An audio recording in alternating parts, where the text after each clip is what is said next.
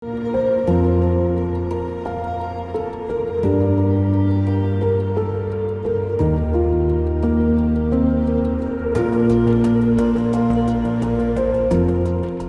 যে কটি শহর অতি দ্রুত বর্ধনশীল তার মধ্যে প্রথম সারিতে আছে হ্যালিফ্যাক্স। পূর্বাঞ্চল নোভা স্কোশিয়ার রাজধানী হ্যালিফ্যাক্সে বসবাস বহু বাংলাদেশির।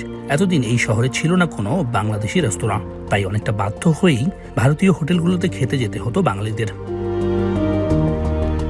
এবার সেই আক্ষেপ ঘুচিয়েছে ঘরোয়া ডাল ভাত রেস্তোরাঁ। ডার্থমাউথ, হ্যালিফ্যাক্স পাশাপাশি দুই শহরেই শাখা খুলেছে তারা। দেশীয় খাবারের স্বাদ নিতে সেখানে বাংলাদেশিরা যেমন যাচ্ছেন, তেমনি ভিড় করছেন এশিয়ার বিভিন্ন দেশের নাগরিক থেকে শুরু করে কানাডিয়ানরাও।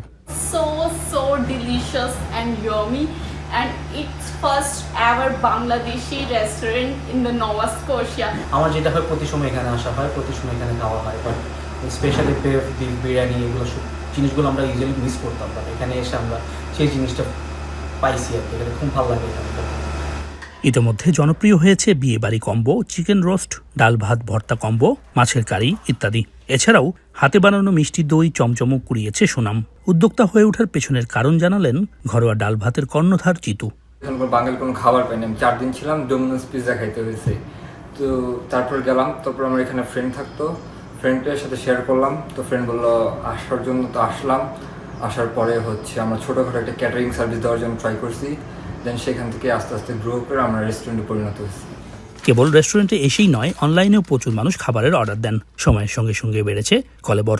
আগামীতে কানাডার যেসব স্থানে এখনও দেশীয় খাবারের স্বাদ পৌঁছায়নি, সেখানেও তা ছড়িয়ে দিতে চান সংশ্লিষ্টরা। সৈয়দ ইফতেখার, এখন কানাডা।